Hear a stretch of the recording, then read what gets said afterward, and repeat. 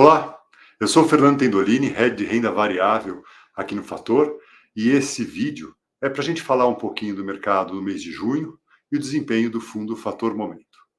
O mês de junho foi um mês bastante difícil, principalmente na sua primeira quinzena, para os ativos de renda variável e para as ações. Isso porque a gente teve uma grande discussão em torno das medidas que o governo brasileiro vai conseguir tomar para o equilíbrio das contas e para conseguir um bom resultado fiscal. Existia sempre uma crítica de que a maior parte das medidas vem pelo lado da receita e que pouco ou menos do que poderia ser feito vem do lado de corte de despesas. Com certas dificuldades que foram sendo encontradas ao longo do tempo aí, o mercado começou a ficar um pouco mais reticente e ficou um pouco mais nervoso em relação a isso. A gente viu a primeira quinzena do mês com taxas de juros abrindo e o mercado de câmbio também bastante estressado. Isso, sem dúvida nenhuma, atingiu o mercado de ações, principalmente nessas 2 primeiras semanas do mês passado, e também com um efeito grande sobre as ações ligadas ao mercado doméstico.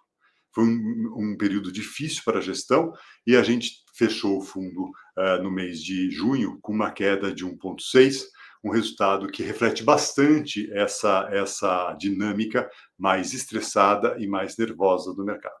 Quando a gente olha um pouquinho em relação aos efeitos disso, a gente tem as empresas mais alavancadas, mais ligadas ao mercado doméstico, portanto, ao cenário de juro doméstico e da própria confiança do consumidor, elas acabam se ressentindo nesses momentos de um pouco mais de estresse.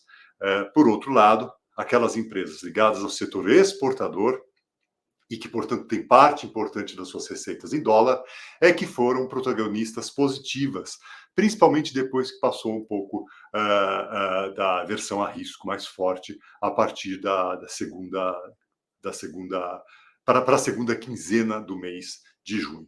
Quando a gente olha para a carteira do fundo, sem dúvida nenhuma, nós tivemos os ativos ligados ao setor exportador como destaques, né, aquelas empresas com receitas dolarizadas. Então, nós tínhamos o setor ligadas às empresas de exploração de energia, as próprias empresas que têm atividades lá fora, como o IOSP, sendo importantes drivers positivos para a nossa carteira.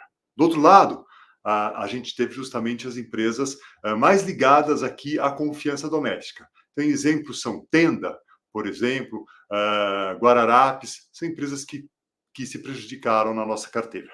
E também Embraer, que vinha sendo uma grande posição do fundo, que nesse período teve um processo de realização, depois de ter tido uma alta bastante forte. É importante dizer que, apesar disso, a carteira do fundo ela segue bastante concentrada em dois grandes grupos. Né? Um grupo ligado ao setor de energia, seja na exploração, seja na exploração direta da atividade ou dos investimentos, assim como também a parte de infraestrutura e bens de capital. São concentrações importantes da nossa carteira, chegando aí a quase alguma coisa da ordem de 50% do nosso portfólio nesses dois grandes grupos. Do lado das vendas, das posições shorts, nós tínhamos uma posição em ações da Suzano, principalmente em cima das perspectivas de que ela viesse fazer uma aquisição lá fora de uma grande empresa e que com isso poderia mudar a estrutura de capital da empresa. Esse call, esse short, ele deu bons resultados no primeiro momento, mas com a negação da empresa de que isso viesse a acontecer, as ações tiveram uma rápida recuperação, e o fundo, obviamente, na marcação do fim do mês, teve uma perda. A gente segue com essa posição financiando a carteira do fundo, principalmente a partir do momento em que o dólar fez o seu pico e passou a reverter aquele momento de estresse.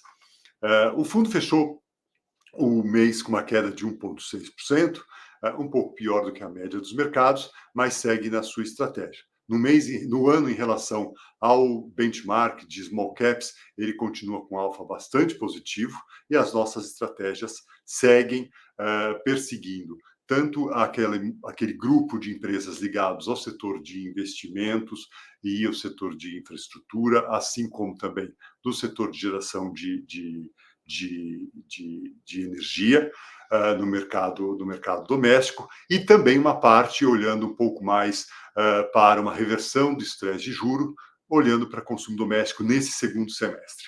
A gente está bastante otimista de que essa segunda metade do ano possa ser bastante diferente.